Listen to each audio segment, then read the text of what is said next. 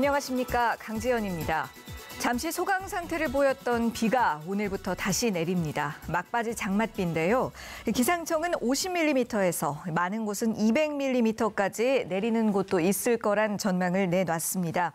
잠시 뒤에 기상 전문가와 직접 연결해서 자세한 날씨 소식 전해드리겠습니다.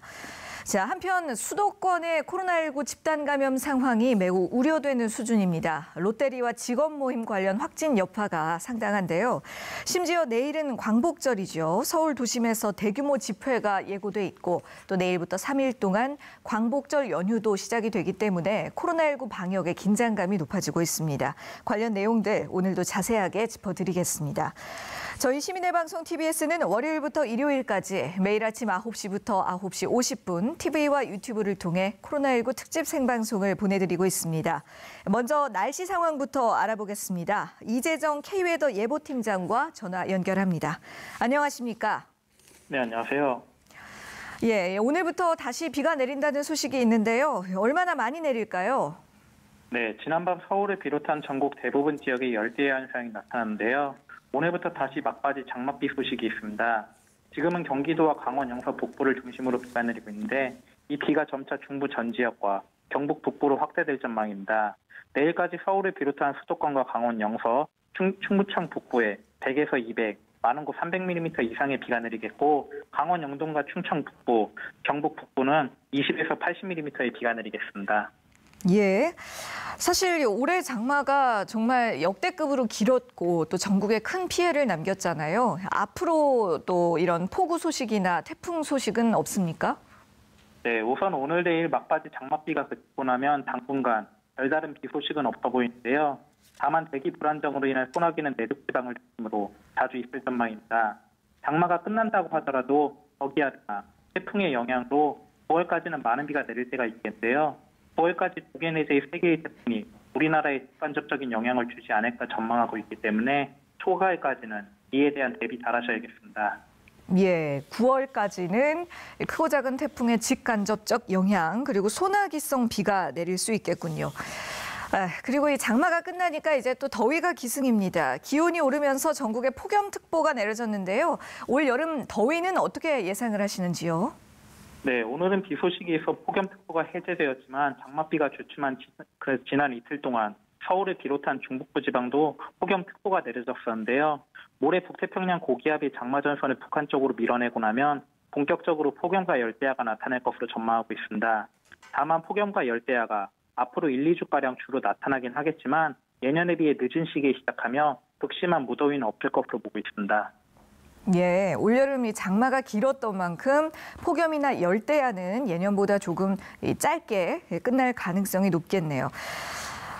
아직도 이 장마가 완전히 끝난 건 아니죠. 오랫동안 비가 내리면서 지반도 많이 약해져 있고 또 전국 곳곳이 물난리로 피해가 심한데요. 주의해야 할 점들 짚어주시죠. 네, 지난 이틀 동안 비가 주춤하긴 했지만 그전에 워낙 많은 비가 내렸던 탓에 지반이 매우 약해져 있는 상태이기 때문에 오늘 내일 내리는 비로 인한 추가 피해 없도록 마지막까지 대비 잘하셔야겠고요. 또 휴가철을 맞아 계곡이나 하천 근처에서 야영하시는 분들이 많으실 텐데 강한 비가 내리기 시작할 때는 안전한 곳으로 주저없이 대피하셔서 인명피해 없도록 대비 잘하셔야겠습니다. 네, 잘 알겠습니다. 지금까지 K웨더 이재정 예보팀장과 자세한 기상정보 알아봤습니다. 고맙습니다. 감사합니다. 네, 계속해서 서울 상황실 나가 있는 기자 연결해서 코로나19 관련 소식 확인해 보겠습니다. 조주연 기자. 네, 서울시 재난안전대책본부에 나와 있습니다. 네, 수도권을 중심으로 코로나19 확산세가 다시 거세지고 있습니다. 국내 신규 확진자 현황부터 정리해 주시죠. 네, 코로나19 일일 신규 확진자가 이틀 연속 10명을 넘어섰습니다. 어제 0시 기준 국내 코로나19 누적 확진자는 56명 늘어난 14,770명입니다. 특히 지역 감염이 41일 만에 가장 많은 47명을 기록했습니다. 지역 감염 사례의 절반이 넘는 25명이 서울에서 나왔고 16명이 경기에서 발생했습니다. 부산에서는 2명, 광주와 울산, 충남, 경남에서는 각각 1명씩 나왔습니다. 이어 어제 낮 12시 정부는 주요 집단 감염과 관련해 한 번 더 집계를 발표했는데요. 0시 집계보다 26명이 추가됐습니다. 교회와 시장 상가, 학교 등 곳곳에서 집단 감염이 발생한 가운데 특히 롯데리아 직원 모임과 경기도 용인시 우리제일교회 관련 확진자가 대거 나오면서 서울, 경기 등 수도권을 중심으로 신규 확진자 규모가 커졌습니다. 정확한 감염 경로를 알 수 없는 이른바 깜깜이 환자도 다시 증가하고 있습니다. 사망자는 늘지 않아 누적 305명을 유지했습니다. 네. 특히 또 수도권 지역이 걱정입니다. 서울시 상황은 어떤지 자세하게 알려주시죠. 네, 그제 하루 동안 서울에서는 26명이 새로 확진 판정을 받았습니다. 지난 6월 12일 이후 61일 만에 하루 기준 가장 많은 신규 확진자가 나온 겁니다. 어제는 저녁 6시까지 22명의 신규 확진자가 확인됐고 누적 확진자는 1,757명으로 늘었습니다. 롯데리아 직원 모임 관련 확진자가 계속 나오는 가운데 서울시 중구에 있는 통일상가에서 의류도매업 상인 2명도 확진됐습니다. 이외에 관악구 은천재활요양병원과 성북구 사랑제일교회, 강남구 역삼동 사무실 관련해서도 확진자가 꾸준하게 늘고 있습니다. 네, 그렇군요. 특히나 이 롯데리아 종사자 모임 관련해서 집단 감염의 여파가 지금 상당한 것으로 보이더군요. 어떤가요? 그렇습니다. 모임 참석자 중에서도 확진자가 많이 나왔지만 2차, 3차 감염이 이어질 가능성이 높아서 그렇습니다. 이유는 크게 두 가지인데요. 먼저 모임이 있었던 날과 첫 확진자가 나온 날의 차이가 너무 큽니다. 지난 6일에 모임이 있었는데 첫 확진자가 11일에 나왔습니다. 즉 최소 5일 동안 확진자들이 본인이 감염된지 모르고 출근 등 일상생활을 했다는 겁니다. 당연히 접촉자도 많을 것으로 보입니다. 또 다른 이유는 관련된 업소가 많습니다. 일단 6일 모임 때 참석자들은 광진구에 있는 가장 맛있는 족발, 치킨뱅이 능동점에서 늦은 시간까지 회식을 했습니다. 또 확진자들이 근무한 점포도 8개나 되는데 롯데리아는 불특정 다수가 이용하는 매장이어서 방역당국이 CCTV와 신용카드 내역으로 모든 접촉자를 추적하기가 현실적으로 어렵습니다. 서울시는 해당 음식점과 점포 방문자를 대상으로 증상이 나타나면 검사를 받으라는 내용의 안전 안내 문자를 발송했습니다. 해당 점포는 롯데리아 군자점, 면목중앙점, 서울역사점, 종강역점, 숙대입구역점, 건대스타시티점, 건대역점, 소공 2호점입니다. 네. 서울시에서는 이 코로나19 무료 선제 검사를 실시하고 있으니까요. 지금 언급된 음식점이나 또 롯데리아 지점을 다녀오셨다면 꼭 검사를 받아보시길 권고드리겠습니다. 자, 또 다른 집단 감염 사례 살펴볼게요. 그동안 남대문 시장에서 확진자가 이어졌었는데 좀 진정된다 싶더니 이번에는 또 동대문역 근처 통일상가에서 확진자가 나왔다고요. 네, 남대문 시장에서는 지난 11일 이후 추가 확진자가 나오진 않았습니다. 지금까지 확인된 관련 확진자는 케네디 상가 상인, 중앙상가 상인 등 10명입니다. 그런데 이번엔 동대문역 근처에 있는 통일상가에서 의류 도매업을 하는 가족 2명이 확진 판정을 받았습니다. 서울시는 해당 상가를 임시 폐쇄한 후 긴급 방역을 실시했습니다. 통일상가 인근에 임시 선별진료소도 별도로 설치해서 파악된 접촉자뿐만 아니라 통일상가 A동, B동 상인 등 280여 명에 대한 검사도 선제적으로 진행 중입니다. 서울 중구는 남대문 시장뿐만 아니라 통일상가에서도 확진자가 나오자 관내 23개 전통시장 방역에 나섰습니다. 오늘까지 남대문 일대 시장을 먼저 방역한 뒤 일주일간 관내 다른 시장 방역 작업을 벌일 계획입니다. 또 전통시장에 소독약 2,500개와 예방수칙 포스터 등을 배부하기로 했습니다. 네, 이렇게 코로나19 확산 우려가 계속되고 있는 가운데 내일 광복절에는 또 여러 대규모 집회가 개최될 예정입니다. 그래서 서울시가 각 단체들의 집회를 취소해달라고 요청했다고 하는데 단체들 반응은 어땠습니까? 네, 서울시는 지난 11일과 12일 두 차례 집회 취소 공문을 각 단체에 발송했는데 7개 단체는 집회를 강행하겠다는 의사를 밝혔습니다. 이에 따라 서울시는 어제 감염병 예방법 제49조에 의거해 집회를 취소하지 않은 모든 단체에 집회 금지 행정명령을 내렸습니다. 집회 주최자와 참여자에 대한 고발 조치, 구상권 청구 등 강경한 대응도 예고했습니다. 하지만 계속된 서울시의 경고에도 4.15 부정선거 국민투쟁본부와 우리공화당, 자유연대 등 보수단체들은 집회를 강행하겠다는 입장입니다. 진보 진영 측에서는 민주노총이 안국역 사거리에서 전국 노동자 대회를 열기로 했습니다. 서울시는 행정명령 실효성 확보를 위해 서울지방경찰청에 행정응원을 요청해 함께 대응할 예정입니다. 지금까지 서울시 재난안전대책본부에서 TBS 조주연입니다. 네, 조주연 기자 수고하셨습니다. 이어서 코로나19에 대해 좀 더 자세한 이야기 나눠보겠습니다. TBS 보도본부의 김승환 기자와 함께합니다. 어서 오십시오.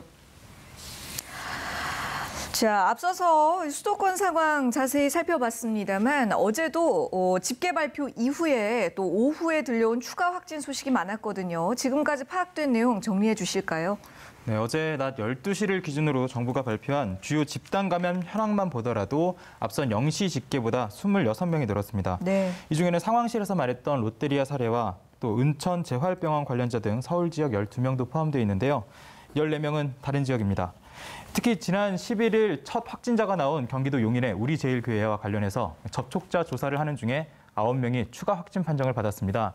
아직 해당 교회의 신도 400여 명에 대한 조사가 끝나지 않은 상황이기 때문에 앞으로 확진자는 더 나올 가능성이 있습니다. 12시 발표 뒤에도 추가 확진 소식이 이어졌는데요. 울산과 속초, 포항, 태안 등 한동안 확진자가 나오지 않던 지역에서도 확진자가 확인됐습니다. 네. 그리고 또 어제는 논산훈련소 훈련병 중에 한 명이 확진 판정을 받았다고 전해드린 바 있는데 예. 현역 군인 중에서도 확진자가 나왔습니다. 네. 경기도 광명역에서 입국 검역을 지원하던 육군 병사입니다. 추가로 전해진 확진 소식을 더하면 어제 하루에만 최소 44명이 늘어났습니다. 네. 모두 지역 감염 사례로 보도되지 않은 확진자와 해외 유입 사례까지 더하면 잠시 후 발표될 오늘 0시 기준 집계의 추가 확진자 수도 50명은 넘을 것으로 예상됩니다. 네.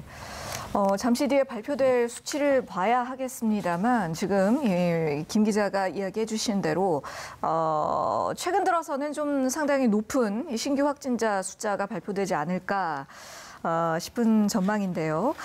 예, 그렇습니다. 지금 가장 우려되는 것은 증상이 나타나지 않는 조용한 전파가 이어지다가 동시다발적으로 확진자가 발견되고 있다는 부분이잖아요. 네, 최근의 유행 상황을 보면 증상이 나타나지 않거나 미미해서 확인되지 않던 조용한 감염이 계속해서 이어져 오다가 네. 교회나 방문 판매, 직장, 시장, 학교 등에서 동시다발적으로 나타난다는 겁니다. 지난 5월과 6월 상황보다 더 우려스럽다고 방역 당국은 보고 있습니다. 네. 지난 5월에는 이태원 클럽과 부천의 물류센터 등을 중심으로 감염이 확산됐고 지난 6월에는 리치웨이 등 방문 판매 업체 또 수도권 개척교회 관련해서 확진자가 다수 나왔었죠. 예. 이런 사례들은 상대적으로 코로나19의 전파 고리를 파악하기가 쉬웠다는 게 방역당국의 설명입니다. 네네. 하지만 지금 이른바 깜깜이 환자는 지난 6월 말 8.5%에서 7월 중순쯤 6.4%로 떨어졌다가 이달 초 다시 8.5%로 증가했고 오늘을 기준으로 13.4%까지 늘었습니다. 네. 깜깜이 환자 같은 경우에는 앞선 경로를 확인하지 못하기 때문에 추적이 어려운 거죠. 예. 최근 엿새간의 감염 경로를 알 수 없는 환자 수는 8일 40명에서 점점 늘어나서 어제는 0시 기준으로 67명으로 집계됐습니다. 네, 이 깜깜이 환자 비율이 늘어난다는 것은 결국 이 방역 당국의 통제 아래에 있는 환자의 비율이 적어진다는 의미잖아요. 이것이야말로 이 상황이 악화된다는 뜻일 텐데 결국 어제 또 방역 당국이 사회적 거리두기 단계를 다시 상향 조정할 수 있다 이런 입장을 밝혔습니다. 네, 정부는 코로나19 유행 상황에 따라서 사회적 거리두기를 1단계부터 3단계까지 나눠서 시행하고 있습니다. 현재는 지역사회 환자가 50명 미만으로 발생하는 소규모 유행 상황으로 1단계에 해당합니다. 2단계는 지역사회 환자가 50명에서 100명 미만 수준으로 발생하는 지역사회 확산 상황에서 시행되는데요. 예. 방역당국은 신규 확진자 수가 50명을 넘어선 데다가 이번 주말부터 다음 주 월요일 대체 공휴일까지 3일 동안의 연휴가 있고 또 여름 휴가가 겹쳐서 여행이나 모임 등으로 확산될 우려가 높아 거리두기 상향을 고려하고 있다고 밝혔습니다. 네. 거리두기 2단계로 상향되면 실내에서는 50인, 실외에서는 100인 이상의 모임이 금지되고 공공 다중이용시설의 운영이 중단됩니다. 그렇군요. 예, 또 그런가 하면 학생들 등교 일정도 조정될 수 있다는 이야기가 나오고 있거든요. 이른 학교는 오늘부터 2학기를 시작하는 경우도 있고요. 또 다음 주는 대부분 여름방학이 끝나고 2학기가 사실 시작되는 일정이었잖아요. 지금 학생 감염자가 이곳저곳에서 확인되고 있습니다. 어제만 해도 경기도 용인과 부산, 또 울산에서 학생 확진 소식이 나왔는데요. 네. 2학기에는 수도권을 제외한 대부분 지역이 전면 등교 수업을 진행할 계획이었습니다. 하지만 이미 학생 확진자가 나오고 있고 원격 수업으로 전환한 곳들도 있거든요. 부산의 경우에는 교내 밀접 접촉자를 조사하는 과정에서 추가 감염 사실이 확인돼 학교 안에서의 2차 전파 가능성도 나오고 있습니다. 어제 교육부는 17개 시도교육청과 등교 수업 준비를 위한 회의를 진행했는데 보건당국의 역학조사 결과에 따라서 2학기 등교 방식을 재논의하기로 했습니다. 예, 정말 교육 당국도 또 학부모들도 학생들도 모두가 고민이 많은 상황입니다. 예, 계속해서 이번에는 병원 휴진 이야기 짚어보겠습니다. 오늘 의료계가 정부의 의대 정원 확대 계획에 반발해서 집단 휴진을 시작하겠다고 선언을 했었죠. 이제 의료 공백이 발생하게 된다는 이야기입니다. 특히 코로나19가 지금 다시 확산되고 있는 상황에서 이런 행동이 위험한 거 아닌가 이런 걱정 많이들 하시거든요. 결론부터 말하면 코로나19의 진단이나 치료에는 직접적으로 크게 영향은 없을 것으로 생각이 됩니다. 네. 우선 선별진료소는 대부분 보건소나 대형병원에 있는데요. 대형병원 의사들도 휴진에 참여하기는 하지만 선별진료소가 있는 응급실은 변함없이 운영됩니다. 또 중환자실 의사들은 파업에 참여하지 않습니다. 예, 그렇군요. 그렇다고 해도 또 어쩔 수 없이 이 발생하게 될 진료 공백은 우려가 될 수밖에 없는데 사실 지금 방송을 보고 계신 시청자 여러분 중에서도 만약에 내가 오늘 아프면 어디로 가야 하나 걱정하는 분들 많이 계실 거예요. 대형병원 같은 경우에는 응급실이 문을 열긴 하지만 사람이 몰릴 경우에는 대기가 길어질 수 있거든요. 네. 그렇기 때문에 가벼운 증상으로 응급실 가는 건 피해야 할 것 같고요. 이렇게 되면 동네 의원들이 얼마나 합류할지가 관건인데 예. 내일 휴진하겠다고 신고한 동네 병원은 전국 3만여 곳 중에 8천여 곳입니다. 아하. 이제 4곳 중에 한 곳이 오늘 휴진한다는 얘기입니다. 그렇네요. 휴가철과 겹쳐 있기 때문에 실제 휴진율은 더 높을 가능성도 있습니다. 병원을 갈 예정이라면 전화로 운영 여부를 먼저 확인하는 걸 추천드립니다. 휴진 비율이 30%를 넘어가면 지자체들은 업무 개시 명령을 내린다는 방침입니다. 네. 이렇게 오늘 병원 휴진 문제도 걱정인데 또 내일은 광복절이잖아요. 집회에 대한 걱정도 큽니다. 앞서서 이 상황실 브리핑에서도 들었듯이 정부에서 이 집회를 취소해달라고 이야기를 했음에도 불구하고 대부분의 집회 주최 측들은 강행을 하겠다 이런 입장인 것이죠. 어떤 집회든 간에 사람이 많이 몰리면 감염 확산 우려가 있기 때문에 네. 걱정이 되는 겁니다. 그럼요. 하지만 가장 큰 걱정을 사고 있는 건 지금 전광훈 목사가 이끄는 대한민국 바로 세우기 운동본부의 집회입니다. 내일 청와대 인근에서 밤샘 집회를 열겠다고 밝혔는데요. 주최 측이 밝힌 참여 예상 인원이 2만 명입니다. 상당한 규모네요. 그렇죠. 규모도 규모인데 걱정이 되는 이유는 최근 전광훈 목사가 담임 목사로 있는 교회에서 코로나19 확진자가 나오고 있기 때문입니다. 이번 주 수요일 교인 중에 첫 확진자가 확인됐고 어제 4명이 더 늘어서 누적 5명입니다. 예. 아직 교인들의 검사가 끝나지 않았는데 내일 집회에 대거 참석할 것으로 예상돼서 감염 우려가 높습니다. 네, 상당히 좀 무책임한 행동이 아닌가 싶은데 참 많이 우려스럽습니다. 서울시가 이미 집합금지 명령을 내렸는데도 강행을 하겠다 이런 거잖아요. 여기에 대해서도 추가 조치는 없습니까? 경찰도 광복절 당일인 내일에 광화문 광장 등의 병력을 집중 배치해서 서울시의 조치를 지원하겠다고 밝혔습니다. 네. 보건당국은 집회가 진행될 경우 주최자와 참가자를 고발하고 집회를 통해서 코로나19가 퍼지면 구상권을 청구한다는 계획입니다. 예. 이런 가운데 또 일부 집회 주최 측에서는 보수 성향의 집회만 탄압한다 이런 주장을 하고 있어요. 이것도 결론부터 말하자면 타당성이 떨어지는 주장입니다. 예. 내일 하루 집회를 신고한 단체가 26곳인데요. 모두 금지됐습니다. 성향을 임의로 부여하지 않고 어떤 단체들인지 면면을 보면요. 평소 위안부 문제를 다루는 단체나 반일 관련 단체, 또 맹학교 학부모회도 있습니다. 네네. 모두 금지한 거기 때문에 특정 성향을 탄압한다고 말하기엔 무리가 있습니다. 서울시가 감염 예방을 위해서 집회를 금지한 건 지난 2월부터입니다. 광화문 광장과 서울광장, 청계광장 등 서울 도심이라고 불리는 곳을 집회 금지 장소로 정했습니다.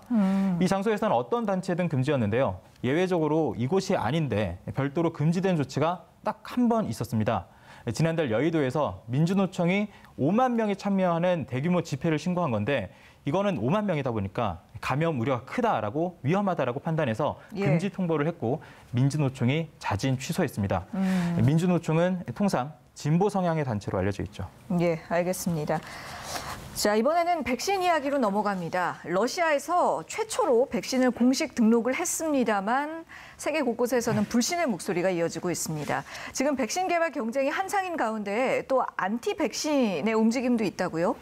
네, 지금 세계적으로 코로나19 사태가 심각한 상황에서 백신이 나오는 것은 치료와 예방 목적에서도 굉장히 중요한 일이지만 그럼요. 국가 위신이나 경제 효과로 봤을 때도 좀 민감한 얘기긴 합니다. 네네. 때문에 경쟁이 치열한데요.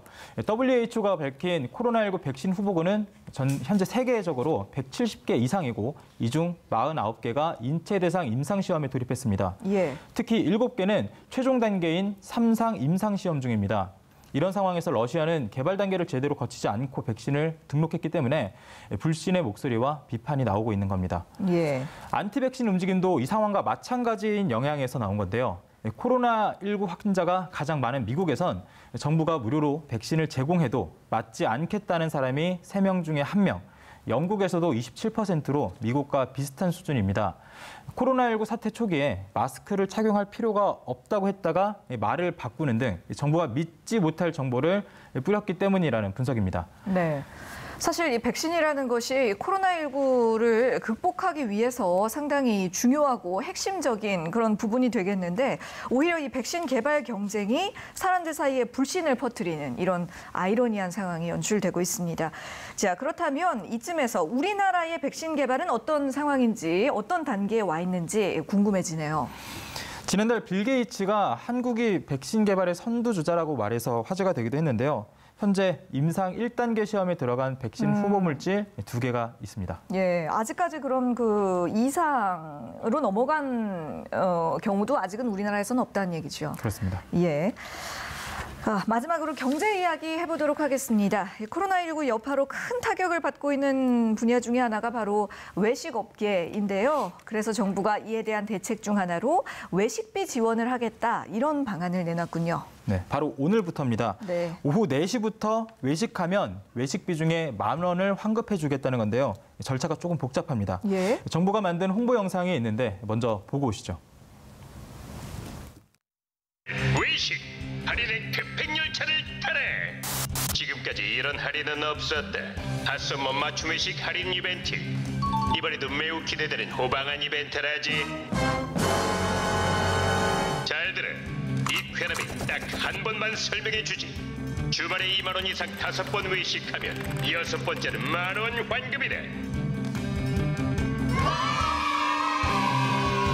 금요일 오후 4시부터 일요일 자정까지 나가서 먹고 배달해서도 먹고 커피 마시고 디저트 먹고 치킨 피자까지 잊지 마.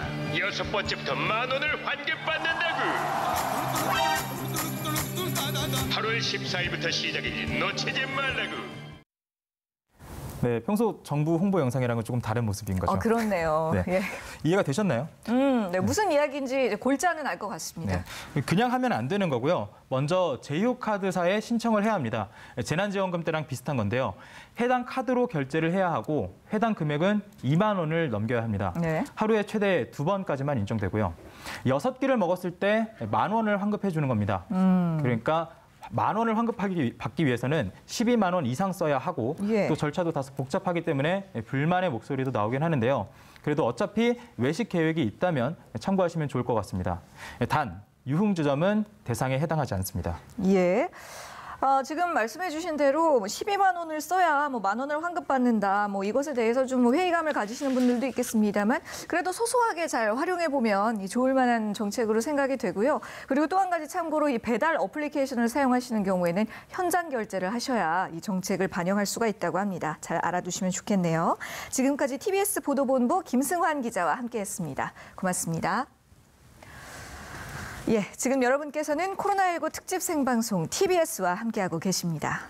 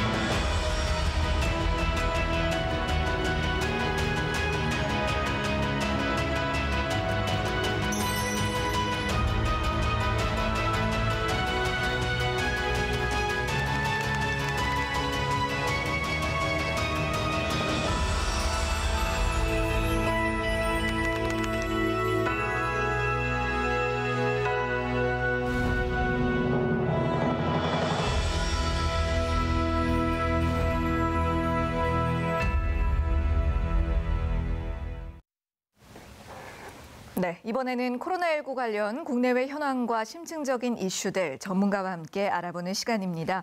먼저 설대우 중앙대 약학대학 교수 모셨습니다. 안녕하십니까? 네, 안녕하세요.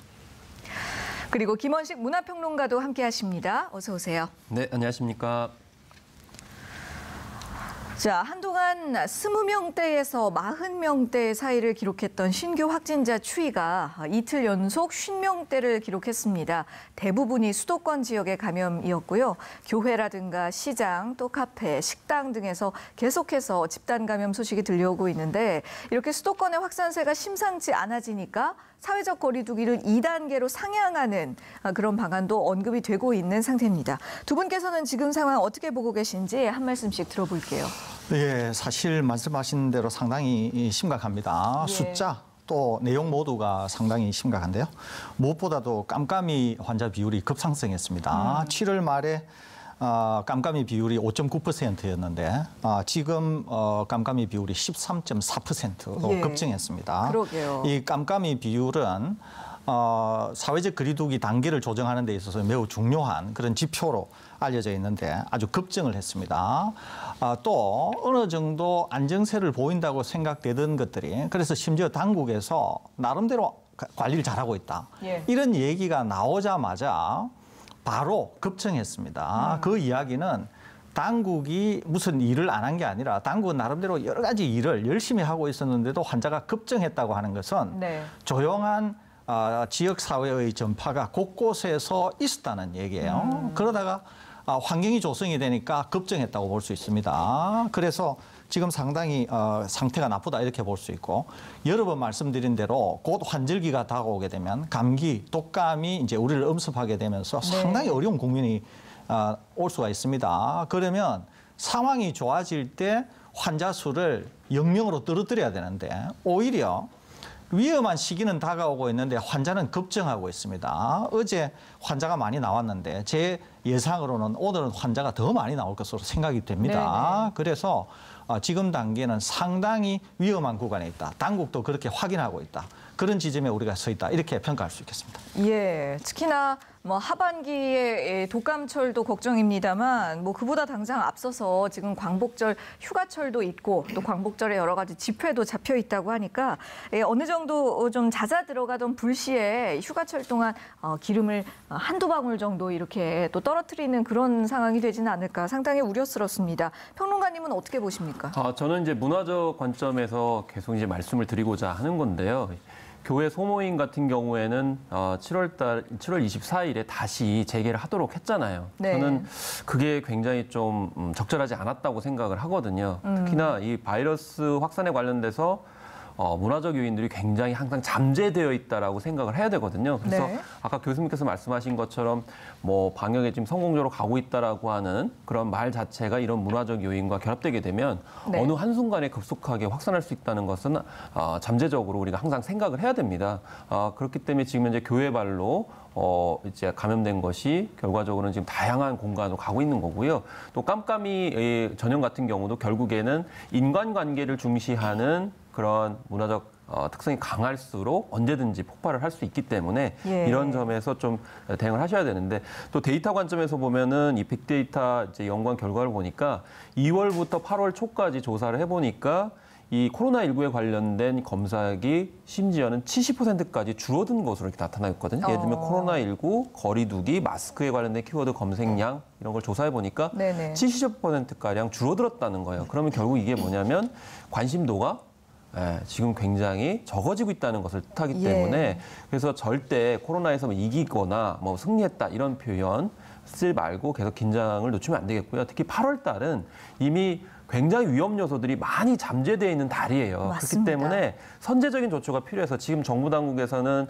확산이 되면은 단계를 올리겠다 이렇게 하는데 저는 그게 아니고 최소한 교회 소모임이나 문화적 모임들은 이제 금지하는 형태의 조치가 먼저 필요하다고 생각이 듭니다. 이미 많이 확진된다, 100명 넘어선다 이랬을 때 조치를 취하는 거는 좀 한 발짝 늦은 조치라고 생각을 합니다. 예, 지금 중요한 부분을 지적해 주셨는데요. 확산이 되면 방역 단계를 강화하겠다. 이것은 또다시 또 따라가기식 네. 이 방역이 되는 것이죠. 저희 방송에 나오시는 모든 전문가분들께서 공통으로 중요하게 말씀을 하시는 부분이지만 항상 선제적 조치가 되어야 하는데 이 부분이 참 걱정스럽습니다. 최근에 수도권에서 곳곳에 크고 작은 산발적 집단 감염이 다시 일어나고 있고 이 중에서도 특히 롯데리아 직원 모임 관련 확진 추이가 심상치가 않습니다. 현재 확진자들이 근무한 매장을 조사를 해보니까 이게 한두 군데가 아니라 8곳으로 확인이 됐어요. 현재 이 접촉자들을 대상으로 역학조사를 진행하고 있습니다만 사실 이미 N차 전파를 통해서 주변으로 확산되었을 가능성이 높아 보이거든요. 네, 그렇습니다. 이것도 조금 문화적인 요인을 좀 살펴봐야 되는데요. 저는 이제 롯데리아라고 하는 이제 햄버거 패스트푸드 전문점 뿐만 아니고 카페 관련해서도 말씀을 드리겠습니다. 예. 사실 카페도 커피를 마시거나 음료를 마시는 가는 것이 아니고 회의를 하는 경우가 상당히 많거든요. 비즈니스 모임도 많고요. 예. 그렇기 때문에 이미 어느 정도 잠재적인 요인이 있었고 사실 깜깜이 환자를 생각해봤을 때 그동안 카페 전문점에서도 있었는데 그게 잘 드러나지 않았는데 이번에 강남을 중심으로 드러났다고 생각합니다. 마찬가지로 이 롯데리아 매장에서도 회의를 한 거거든요. 그 회의 문화가 이게 이제 불특정 다수가 이용하는 공간과 맞물리기 때문에 네. 이 사례가 된 것인데 더더군다나 롯데리아 같은 경우는 그동안 이 시간에도 좀 지적을 했던 광역적 모임은 하지 않았으면 좋겠다라고 지적을 몇 번 했었어요. 예를 들면 개척교회 사례 같은 경우에도 개척교회 그 리더급에 해당되는 사람들이 한 곳에 모여가지고 회의를 하고 모임을 하고 거기서 감염이 된 상태에서 다시 또 교회로 돌아가서 거기서 지역 감염을 시킨 사례가 있었거든요. 네네. 마찬가지로 롯데리아의 점장들이 모여가지고 회의를 한 거예요. 그래서 서울 시내의 각 점주들이 점포로 가서 거기서 또 지역 감염을 한 거거든요. 그렇기 네. 때문에 앞으로도 이런 다중시설, 그러니까 불특정 다수가 이용하는 공간에서 회의를 하는 그런 행태들은 하지 말아야 되겠고요. 또 강력적으로 대표자들이 와서 한 곳에서 모여가지고 또 이런 공간에서 회의하는 건 더더욱 하면 안 된다라는 것을 보여주고 있는 것이거든요. 그래서 앞으로 차후에 프랜차이즈점을 포함을 해가지고 이런 뿐만 아니라 개척교회 종교 모임들도 절대 불특정 다수가 이용하는 공간에서 회의를 한다든지 모임을 하거나 이런 비즈니스 그런 커뮤니티를 이제 행사 차원에서 하는 것은 하지 말아야 되겠다. 이런 점에 있어도 방역 당국이 좀 더 신경을 써야 된다고 생각합니다. 예, 맞습니다. 설 교수님께도 좀 여쭤볼게요. 이 롯데리아 확진 사례와 관련해서 제일 걱정이 되는 대목이 이 확진자들 대부분이 그동안 감염 사실을 모르고 출근을 계속 해왔었다는 사실이거든요. 그래서 앞으로 이 조용한 전파를 어떻게 차단을 해 나갈지 이번 사태 해결에 가장 중요한 열쇠가 아닐까 싶은데요. 예, 사실 우리 김평론가님이 굉장히 중요한 말씀을 해주셨습니다. 특히 지도자급에 계신 분들이 모이게 될 경우에는 거기에서 감염 확산이 일어나게 되면은 쉽게 이제 전파가 될 수 있다는 거죠.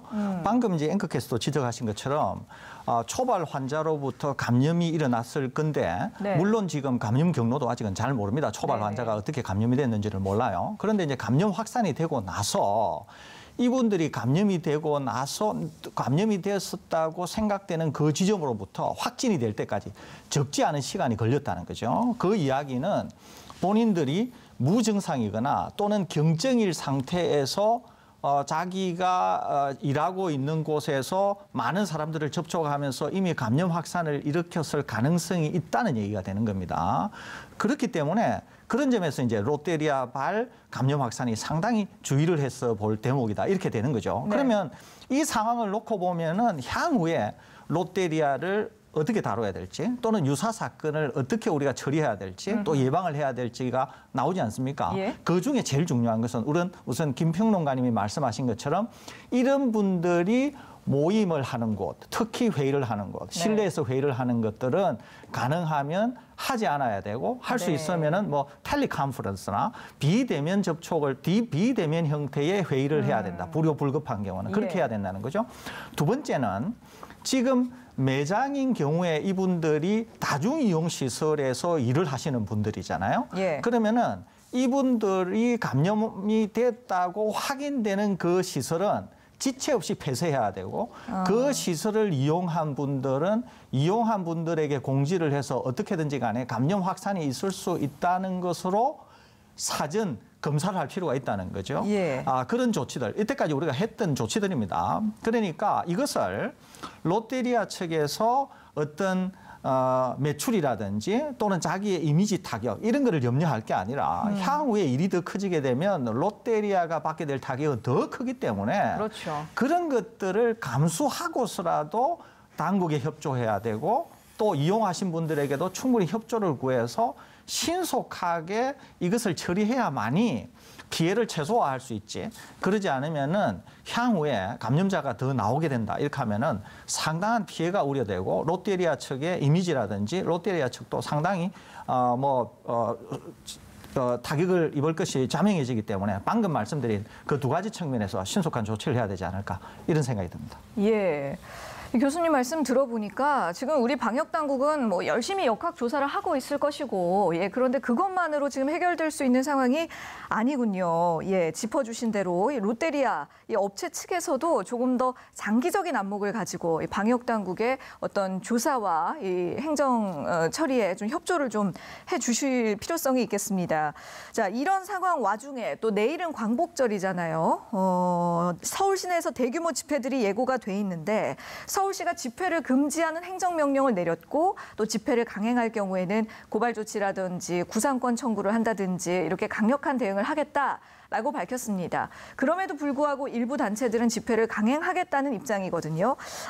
상당히 좀 걱정이 돼요. 이 단체들이 상황인 만큼 협조를 해줘야 할 텐데요. 네, 사실 우리나라 이제 뭐 민주공화국이고 또 자유민주주의 원칙을 이제 준수를 해야 되고요. 표현의 자유가 있고 또 집회 시위의 자유도 보장이 돼야 됩니다. 근데 지난 몇 달 동안 확진이 좀 그래도 덜 일어났던 것은 뭐 이런 이제 민주시민 단체들이 협조를 한 측면이 전 분명히 있다고 봅니다. 일단 도심 지역에서의 특히 서울 광장과 광화문광장의 집회 시위가 이제 금지됐기 때문에 그런 점들이 전 뭐 일정 정도 도움이 됐다고 하는데 중요한 건 이번에 26개 단체에서 참여하는 인원이 22만 명 정도에 이를 것이다라고 하는 잠정적인 추산이 있었거든요. 그래서 일부 단체 2만 명이 아니고 26개 단체이기 때문에 그래서 협조하는 단체들은 이제 참여를 안 하기 때문에 이제 덜 이제 인원수가 적을 것이다 이렇게 볼 수 있는데 문제는 집회라는 것이 세 가지의 측면에서 감염의 우려가 있죠. 첫 번째는 구호와 뭐 함성 이런 것을 하기 때문에 당연히 그 공간에서는 비말 등이 많이 발생할 가능성이 있죠. 더구나 뭐 화장실을 이용한다든지 또 접촉 지점에 있어서 밀접 접촉을 하기 때문에 특히나 또 더운 여름철이기 때문에 마스크 착용이 제대로 안 될 가능성이 당연히 있을 수밖에 없고요. 그리고 이 집회 공간이 굉장히 동시다발적이고 밀집도가 높은 공간들입니다. 예를 들면 뭐 광화문 이런 데뿐만이 아니고 서초구와 강남구 등 동시다발적으로 이루어지기 때문에 이런 점이 또 우려스럽고요. 또 이 집회가 사실은 서울에서 열리긴 하지만 전국 단위에서 모이거든요. 그러면 만약에 서울에 와서 감염자 접촉을 해서 전염이 돼서 다시 또 지역으로 내려가게 되면 지역 감염이 굉장히 크기 때문에 15일이 정말 방역당국 입장에서 봤을 때는 굉장히 중요한 이제 시점이 될 것이기 때문에 되도록이면 의사표현을 다른 방식으로 하는 것이 굉장히 중요할 것이다라고 생각이 들고 협조가 불가피하다라고 저는 생각을 합니다. 예, 같은 생각입니다. 게다가 내일 광복절 당일만 지금 문제가 아니고요. 또 다른 변수가 있죠. 광복절을 시작으로 3일 동안의 연휴가 이어지게 되는데 장마가 길어지고 또 무더위가 이어지게 되고 그동안 이 비 때문에 못 갔던 나들이 떠나시는 분들이 아마 많을 거란 말이죠. 그래서 이 휴가 시기가 또다시 코로나19의 재확산 계기가 되지는 않아야 할 텐데 걱정스럽습니다. 예, 우려가 있는 건 사실입니다. 거기에다가 이제 정부에서 뭐 경제나 또 이제 지친 심신 이런 거를 달래라고 하는 측면에서 정부가 지원책까지 이제 제시하고 있지 않습니까? 그래서 가능하면은 뭐 휴가를 가기를 이제 권고하는 것인데요. 우리가 이제 이 대목에서 봐야 될 게 한 두 가지 정도 있다고 봅니다. 하나는 예전에 5일 긴 연휴 기간에 이태원 클럽발 대규모 확산 사태가 있었습니다. 네. 또 다른 하나는 일본의 예를 볼 수 있는데요. 일본도 이제 여행을 권장하면서 뭐 각 소도시나 이런 곳에 이제 경제 활성화를 염두에 두고 자유로운 이동을 이제 권고한 측면이 있는데 아시다시피 환자가 발생이 급증했습니다. 그렇죠. 그러면서 이제 일본도 상당히 긴장을 하고 있거든요. 그러니까 이제 비슷한 상황이 우리에게도 지금 광복절 연휴에 있을 뭐 없으라는 법이 없지 않습니까? 그럼요. 그렇기 때문에 우리는 비교적 이제 홍보도 잘 돼 있고 국민 협조도 있습니다만 그럼에도 불구하고 만일에 이제 여행을 가시는 분들은 이런 여행을 통해서 감염 확산이 있을 수도 있다고 하는 그런 생각을 언제든지 가지시고 네. 실내는 가급적 피하시고 사람이 많이 모이는 곳은 피하시고 또 불효불급하게 실내를 이용하실 때는 반드시 마스크를 착용하는 등 이런 조치를 스스로 강구해 주신다고 하면 그래도 위험이 있는 상황 속에서 위험을 최소화할 수 있다. 이렇게 볼 수 있는 것이거든요. 그래서 이런 데 대해서는 여전히 경각심과 협조가 필요하지 않을까 이렇게 생각이 됩니다. 네, 그렇습니다. 그동안 오랫동안 답답하셨던 마음을 왜 모르겠냐만서도 휴가 떠나시는 분들 지금 짚어주신 것처럼 방역 수칙 또 개인 위생 수칙 철저하게 지키셔서 더욱 안전한 휴가를 즐기시길 부탁드리겠습니다. 자, 그리고 최근 코로나19 확산 추이를 보면 또 하나 걱정되는 부분이 학생들의 감염 사례가 늘고 있다는 점이에요. 경기도 고양시와 또 용인시에서 고등학생들의 감염 소식이 이어지고 있는데 곧 2학기 등교 수업을 앞두고 있잖아요. 이것도 또 우려스럽습니다. 어떻게 하면 좋을까요? 네, 그렇습니다. 지금 뭐 그동안에는 학교 현장에서 확진자들이 덜 발생했다라고 방역 당국에서 이제 판단을 한 것인데 네네. 그런 차원에서 지난달 교육부는 새로운 학기에 2학기부터 전교생의 3분의 2를 등교를 하도록 하겠다. 심지어는 2학기 전면 등교 계획까지도 비수도권에선 하겠다 이렇게 밝혔거든요. 그런데 말씀하신 것처럼 지금 뭐 고양시, 용인시에서 확진자가 발생을 하고 있고요. 또 용인시 같은 경우는 집단적으로 확진자가 발생을 하고 있고 가족 간 감염도 나타나고 있습니다. 예. 또 부산 같은 경우에도 기숙 학교에서 확진자가 나오고 있기 때문에 이제 본격적으로 이제 여름방학에 들어가긴 하긴 하는데요. 그렇지만 이 여름방학 기간에도 이제 PC방이라든지 뭐 코인 노래방 등 이용을 통해 가지고 지금 확진할 우려가 있고 또 아까 교수님께서 말씀하신 것처럼 여름 방학과 휴가가 맞물리게 되면은 확진이 있을 수 있는데 만약에 2학기 시작할 때 이런 식으로 비수도권이 전면적으로 이 개항을 한다거나 3분의 2가 이제 학교 내에 이제 등교를 할 수 있도록 한다고 하면 밀집과 밀접도가 높아지기 때문에 감염의 우려가 높죠. 그렇기 때문에 3분의 1로 줄이는 그런 조치들 필요하다고 보겠고요. 그리고 전면적으로 비수도권의 등교 계획은 이 단계에서는 보류를 하는 것이 맞다고 보겠습니다. 또 계속 이 자리에서 말씀하시지만 가을부터 독감이 또 돌 수가 있기 때문에 네네. 오히려 긴장의 끈을 놓치지 말고 더욱더 이 학교 현장을 중심으로 해서 방역 수칙이라든지 사회적 거리 두기를 실천하는 것이 필요하다고 보겠습니다. 네, 맞습니다. 그럼에도 아직까지는 교육당국은 2학기의 경우 전면 등교 수업을 하겠다는 계획을 고수하고 있는 상태죠. 코로나19로 인한 학습 격차를 극복하기 위해서 등교 수업 일수를 예전보다 늘리는 것이 필요하다라는 판단이 들어간 것인데요. 만약에 이 방안대로 계속 강행을 하게 된다면 어떤 부분에서 좀 주의를 하고 노력을 해야겠습니까? 뭐 주의를 하고 노력을 하는 것도 중요하지만 저는 기본적으로 등교계약과 관련해서 교육부 장관의 책임을 물어야 된다. 이 입장을 견지했던 사람입니다. 예. 문제 있다. 그런 입장을 견지했던 사람입니다. 우리가 잘 아는 것처럼 1학기 등교계약이 정상적인 등교계약이라고 보기도 어렵습니다. 네. 예, 또 하나는 이제 문제만 생기기만 하면 그러니까 확진자가 나오기만 하면은 그 학교나 주변 학교가 일정 기간 폐쇄되는 그렇죠. 그런 기형적인 등교 계약을 했다 이렇게 볼 수 있습니다. 그런데 이제 2학기는 뭐 어떤 이유를 들이대더라도 좀 더 강화된 등교 조치를 하겠다는 거 아닙니까? 네네. 그런데 오히려 저는 2학기는 등교 조치를 하지 않아야 되거나 또는 심지어는 1학기보다 완화된 등교 조치를 해야 되는데 거꾸로 더 강화된 조치를 하겠다는 거죠. 이게 이제 기본적으로 말이 안 된다고 봅니다. 왜 그러느냐? 2학기가 되면은 계절이 바뀌면서 이제 감기, 독감이 올 거예요. 네. 또 겨울이 가까워지면은 환기를 하기가 기본적으로 어렵습니다. 네네. 그런데 등교 계약을 더 전면적으로 하고 또 환기도 어려운데 학생들이 더 많이 학교에 가면서 더 밀폐된 실내 조건을 만드는데 지금의 환자 발생 양상은 더 어려운 국면으로 가고 있다는 거죠. 그러면은 2학기 때 등교 계약을 전면적으로 해야 된다고 하는 말이 도대체 이게 누구의 발상에서 나왔느냐는 거예요. 이게 더 안 맞다는 거죠, 이게. 네. 그렇기 때문에 지금 저는 2학기 등교 계약과 관련해서는 전면적인 재검토를 해야 되고 오히려 1학기보다도 더 완화된 등교 조치를 해야지 더 강화된 조치를 하는 것은 전혀 상황에 맞지도 않다. 방역의 어떤 기본에서 볼 때도 맞지 않다. 그렇기 때문에 오히려 전면 재검토를 해야 된다. 이런 입장을 저는 견지하고 있습니다. 예, 그러니까 그 2학기에 전면적인 등교 계약을 실시했을 때 우리가 뭐 어떻게 대처할 것인가 이것을 지금 고민할 때가 아니라 오히려 그 2학기 전면적 등교 계약에 대한 전반적인 재검토가 오히려 필요하다라는 그렇습니다. 의견이신 것이잖아요. 예, 알겠습니다. 자, 이제 또 다른 문제로 넘어가 보겠습니다. 오늘부터 또 의료계가 집단 휴진에 들어가지 않습니까? 이 의사협회는 응급실 같은 필수 인력들은 파업에 참가하지 않고 또 코로나19 관련 환자 치료 업무는 무리 없이 진행될 거라고 밝혔습니다만 그래도 이 어쩔 수 없이 이 어느 정도의 의료 공백이 발생할 것은 피할 수 없을 것 같은데요. 김 평론가님은 어떻게 보고 계신지요?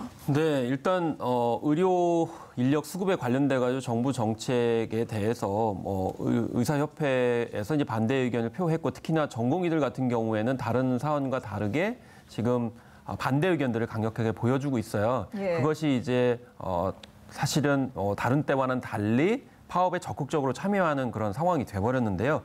물론 코로나19 상황 속에서 방역에 적극적으로 참여했던 전공의 의사분들 노고 있었는데 이번 상황 같은 경우에는 불가피하게 일정 정도의 의료 공백이 있을 거라고 보여집니다.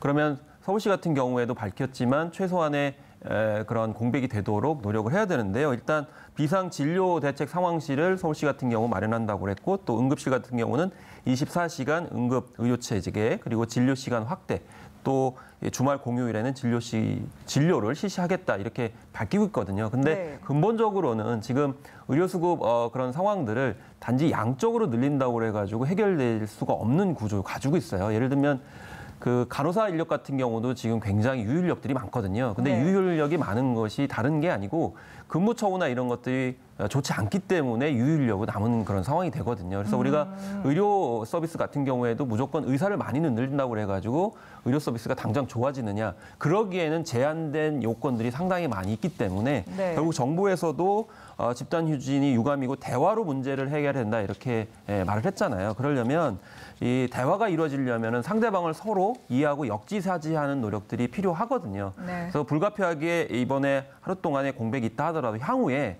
재발되지 않으려고 하면 서로의 입장과 이런 것을 이해하기 위해서는 의료 현실 자체에 대해서 현실적인 그럼 제한 조건들에 대해서 허심탄회하게 이해하는 것이 전제 조건이라고 생각을 합니다. 네, 말씀 잘 들었습니다. 지금까지 설대우 중앙대 약학대학 교수 또 김원식 문화평론가와 말씀 나눴습니다. 두 분 수고하셨습니다. TBS 특집 생방송 코로나19 오늘은 여기서 마칩니다. 건강한 하루 보내십시오. 시청해 주셔서 고맙습니다.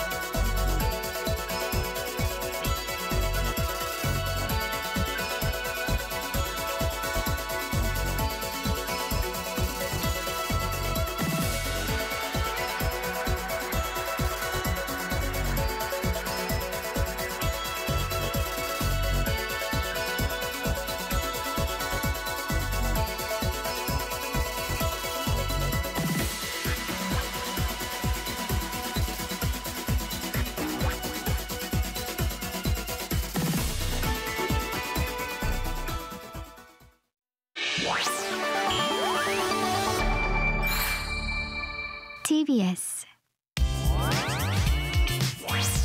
이어서 정준희의 해시태그가 방송됩니다.